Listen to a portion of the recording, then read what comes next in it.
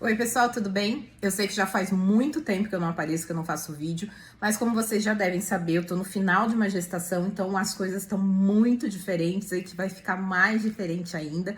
E dá pra perceber a bagunça, né? O jaleco tá aberto porque nada mais fecha, mas eu quero falar um pouquinho a respeito de algo que eu não costumo falar, todo mundo sabe que eu sou bem reservada, que é alguns aspectos da minha gestação. Eu sou considerada uma gestante de alto risco e eu vou falar para vocês 4 aspectos que me colocaram nessa situação de gestação de alto risco. Então, quais seriam esses critérios em que eu posso ser classificada como gestante de risco? Primeiro, gestante idosa, eu tenho 43 anos. Segundo, hipertensa. Antes de engravidar, eu descobri que eu tinha hipertensão arterial. Terceiro, diabetes gestacional. E o quarto critério, mioma. Então eu vou falar rapidinho de cada um deles para a gente poder discutir, conversar, para informar vocês sobre essa questão de gestação de alto risco e a importância da gente cuidar disso por conta da mortalidade materna também. Então, quando a gente fala de gestação de alto risco, eu estou falando de uma maior probabilidade de ter algum problema em relação à mãe, ao bebê ou aos dois. Muita gente acaba confundindo e achando que gestação de risco é uma sentença de morte. E aí, quando ouve do médico que é uma gestante de alto risco, ou que fulana é uma gestante de alto risco, e de repente esse bebê nasce bem, a mãe nasce bem, acaba menosprezando um pouco isso. Mas a questão não é essa. A gente aumenta a probabilidade. Por isso que é importante dar atenção para essa questão da gestação de risco. Porque eu posso ter mais chance de desenvolver algum tipo de problema. E aí vamos falar a respeito dos problemas que eu tenho, que eu acho que muita gente tem, que a gente pode discutir melhor. Primeira questão da idade, né? Como eu falei, eu sou uma gestante idosa, eu tenho 43 anos. A idade ideal para a gente ter filho é mais ou menos por volta dos 25 anos. Até os 35, a gente considera uma gestação ok.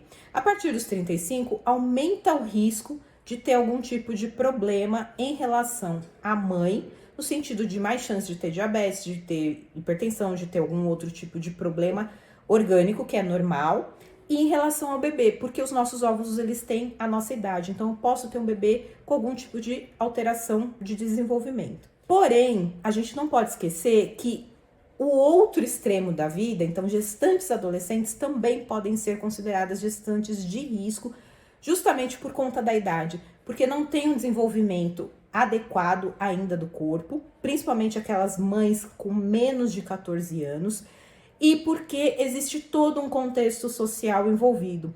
Muitas vezes a gestante adolescente, ela negligencia o fato dela estar gestante. Ela não vai ao médico, faz as consultas de uma forma irregular ou não faz o tratamento da maneira como tem que fazer, e isso acaba prejudicando esse pré-natal e fazendo com que, tanto no extremo de meninas mais jovens, quanto nos extremos de mais velhas, as mulheres com mais de 40 anos, acabe ocorrendo uma maior chance de mortalidade materna. O segundo aspecto que eu quero abordar é a questão da hipertensão. A hipertensão é uma das maiores causas de mortalidade materna, mas é uma causa que a gente considera evitável. A gente pode ter hipertensão antes de engravidar, a gente pode ter hipertensão devido à gestação. Isso vai ser diagnosticado durante o pré-natal. Por isso é importante fazer as consultas, porque na consulta de pré-natal eu vou verificar minha pressão, vou ver se eu ganho peso, vou ver se eu tenho edema, se eu tô inchada, vou ver se eu tenho um desenvolvimento adequado do tamanho da minha barriga. Geralmente, gestantes hipertensas, elas têm uma barriga, quando o bebê tá em fase de restrição, que é menor do que deveria estar. E podem ficar inchadas. Então, esse inchaço, que muitas vezes é generalizado, ele pode caracterizar, por exemplo, um primeiro marco de hipertensão.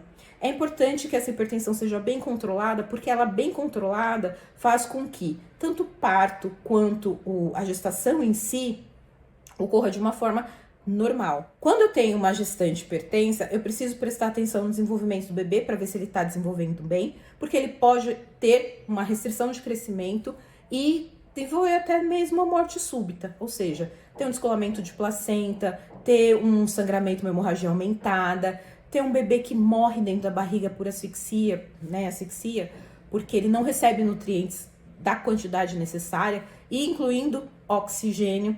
Então, a hipertensão, ela tem uma função importantíssima na questão da mortalidade materna. Estando bem controlada, bem orientada, essa gestante, a gente consegue ter um sucesso, né? Essa morte materna evitável por hipertensão.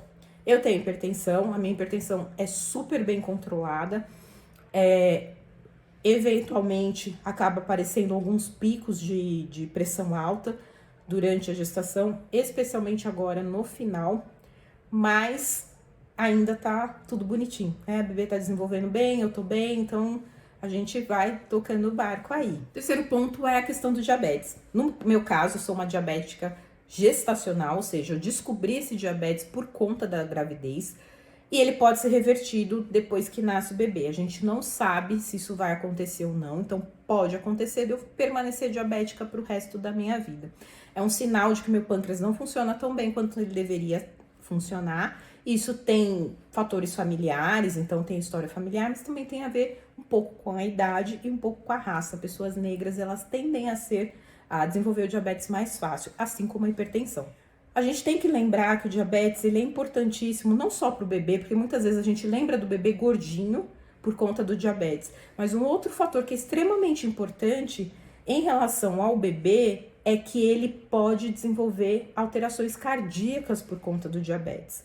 E aí, a alteração cardíaca é uma das principais causas de mortalidade neonatal. Além disso, a macrosomia, né, que é o bebê grande, e o polidrâmio, que é um outro fator específico bem comum no diabetes, pode fazer com que o útero dessa gestante distenda demais. Então, ele fica muito maior do que ele deveria estar, porque tem muito líquido e porque tem muito feto. Isso, na hora do parto, acaba atrapalhando na contração e aumenta a chance de hemorragia, que pode ser uma causa também de mortalidade materna. Ou seja, o útero ele fica tão esticado, ele cresce tanto, que depois do parto, na hora de voltar, ele não consegue voltar, o que a gente chama de atonia. E aí, a gestante, né, no caso puérpera agora, começa a sangrar, sangrar, sangrar, e se não for bem avaliada, ela pode morrer simplesmente por hemorragia. E o quarto ponto que eu queria falar é a respeito dos miomas. O mioma em si, ele não atrapalha para engravidar. Então, eu posso ter uma mulher com miomas e engravidar normalmente. A questão é que ele pode interferir na contratilidade uterina, ou seja, se eu entrar em trabalho de parto, pode ser que eu não consiga ter uma contração efetiva e não consiga concluir esse parto, então aumenta a minha chance de ter uma cesariana.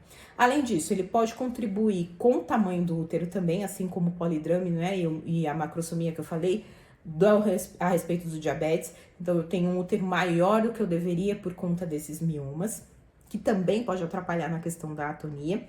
E dependendo de onde fica esse mioma, eu também posso ter maior chance de parto prematuro e abortamento. Então, resumidamente, esses são todos os fatores com que eu tive que lidar durante a gestação, que me caracterizaram como uma gestante de risco.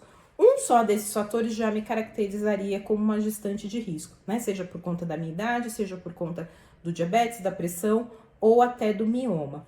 Mas é importante lembrar que tudo isso foi sendo controlado e manejado. Então, eu tive que fazer atividade física, dieta, um monitoramento de pré-natal um pouquinho mais de perto, né, para avaliar como é que tá esse bebê, exames que são feitos, às vezes especialmente para um determinado grupo, que outras gestantes não fariam por serem de baixo risco, enfim, dá pra gente, mesmo sendo gestante de risco, ter uma gestação relativamente normal. Vai dar mais trabalho, eventualmente eu posso ter descompensação de um ou mais fatores, isso acontece, mas não necessariamente eu vou ter uma descompensação suficiente para ter um desfecho ruim. E desfecho ruim no que eu tô falando agora é a questão da mortalidade materna. Então é importante a gente lembrar que mortalidade materna é um evento, na maioria das vezes, evitável. Muitas vezes ele acontece por falta de manejo adequado já no pré-natal. Às vezes a gente acaba colocando a culpa no hospital, né? Então, assim, foi pro hospital, morreu. às vezes essa gestante ela já tá num nível de descompensação tão alto que não há o que fazer no hospital. Então é importante você linkar todas essas coisas, né? É um processo. O pré-natal tem que ser adequado, é óbvio que a assistência hospitalar também tem que ser adequada, e tudo tem uma parte, né? Eu, gestante, faço a minha parte, o hospital, o médico, os enfermeiros e etc. vão fazer a parte deles para que tenha um desfecho satisfatório. É importante a gente lembrar que a mortalidade materna é algo que acompanha, que afeta, não é a mãe, não é o bebê, é uma família inteira. Muitas vezes essa mãe, ela tá no terceiro, quarto filho, né? São crianças que vão ficar órfãos. Você tem um bebê que às vezes vai ficar órfão, tudo bem, pode ser o primeiro, mas é um bebê que vai crescer sem mãe. Então, a mulher, ela é um pilar fundamental nas famílias. É importante a gente lembrar disso e ter essa certeza de que gestação de alto risco não significa mortalidade, significa prestar mais atenção. E lembrar que mortalidade materna, na grande maioria das vezes, 90% das vezes, são causas evitáveis. A gente consegue evitar que essa mulher passe por tudo isso. Então, é isso. Tentei fazer um vídeo curtinho, videozinhos curtinhos para ficar mais fácil. E lembrar do quanto é importante a gente ter cuidado, um pré-natal bem adequado e tá sempre disposta, né? Tá sempre de olho para fazer as coisas certinho. A gente sabe que não depende só do médico, depende da paciente também, depende de sorte, tem vários fatores. Mas, de novo, mortalidade materna são casos evitáveis. Então, mesmo sendo uma gestante com várias comorbidades, tô aqui eu, 9 meses, tocando a gestação e aparentemente tudo muito certinho. Obrigada para todo mundo que viu os vídeos. Se você tiver alguma dúvida, tiver uma sugestão, quiser falar alguma coisa, eu estou à disposição. Um beijo enorme e até o próximo vídeo.